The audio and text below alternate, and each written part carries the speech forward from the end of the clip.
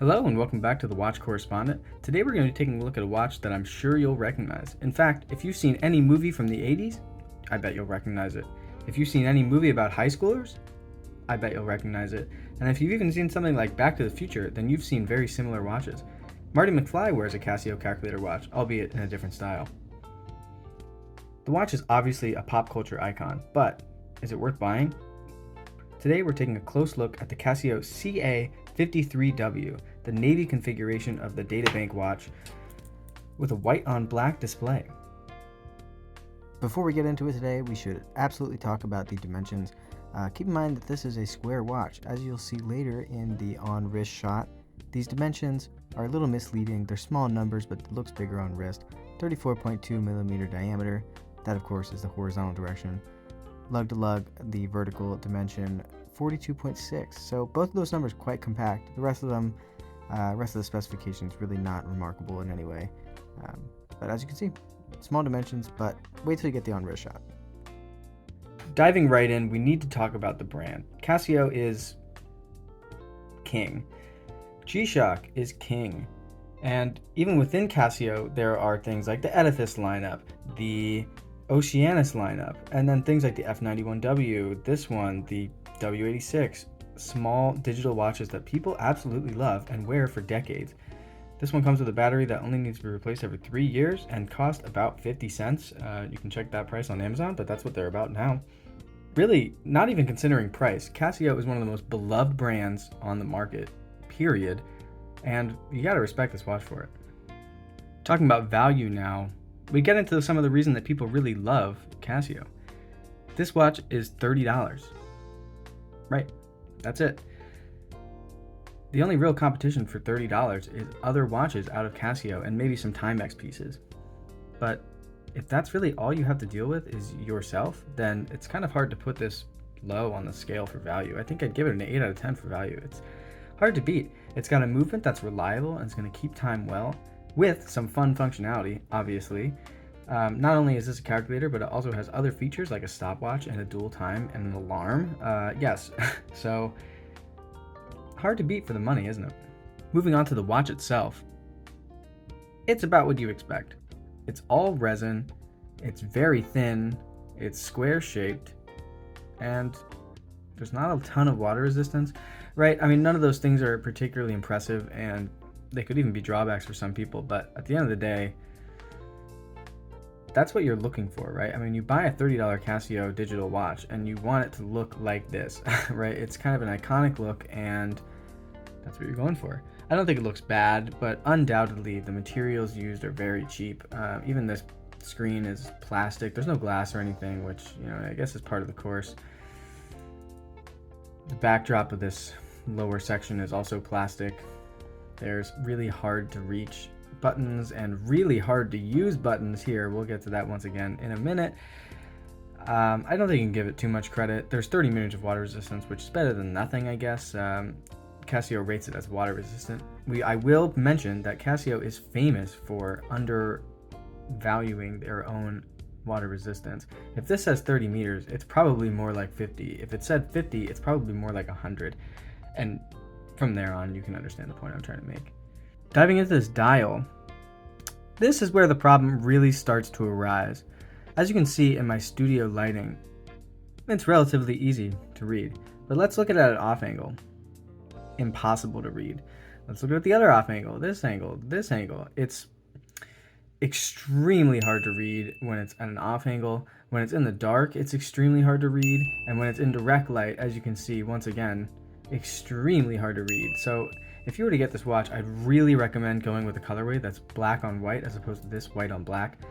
The legibility makes it honestly pretty hard to wear when you can't read it at all. Beyond that, when you are in the right environment to read it, it's very clear. It's not cluttered or anything. It has a simple Casio there. It doesn't bother writing any of the water resistance or anything like that on the front of the watch. Of course, there are small, very small text instructions going on in the calculator section with things like start, stop, and reset, and of course the numbers themselves and operations on the right side. Overall, the dial, although it's pretty classic, in this configuration, you really can't score it high. I mean, if you can't read a dial, then that's a bad dial, and this is almost impossible to read in any lighting condition except the perfect one, which you're seeing right now. Adding to that is the fact that there's no lume here. There's no backlighting, there's no electroluminescent backlighting like many of the newer Casios have, which I guess you could say it's sort of a retro flare, but even the F91W has a backlight, although it's not very good, and that's, what's it, 20 bucks now? So I don't know why this doesn't have a backlight, especially in this black and white colorway. I don't really think that's acceptable. We have the classic 3208 movement from Casio, as you can see written on the back.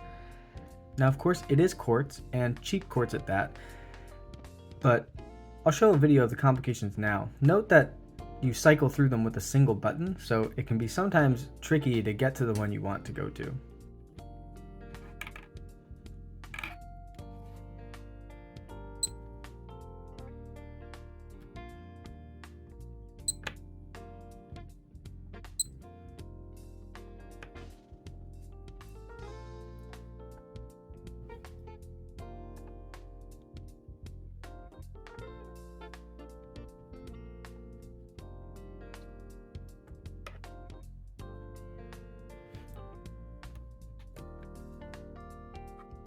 The bracelet here is about as standard as you've ever seen on a Casio watch. It looks just like all of the other Casio bracelets.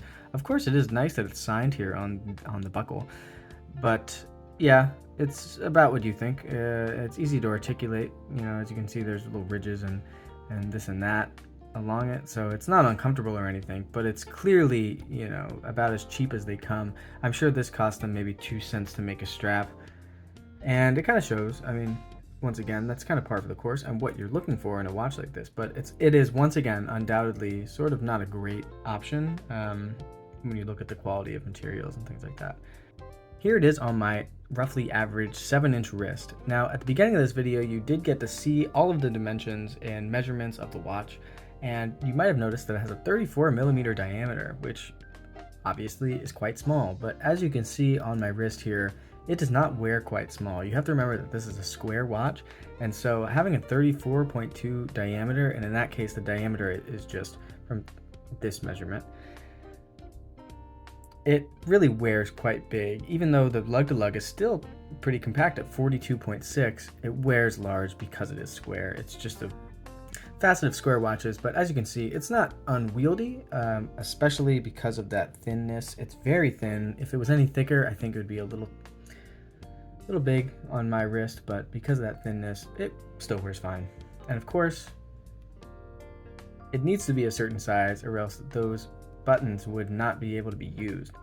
So all in all, I think it fits good. It's extremely comfortable due to all the resin, and of course it's super lightweight because it's quartz. And here it is on my 7-inch wrist. Now, the first thing you think of with a calculator watch is not how versatile it is, right?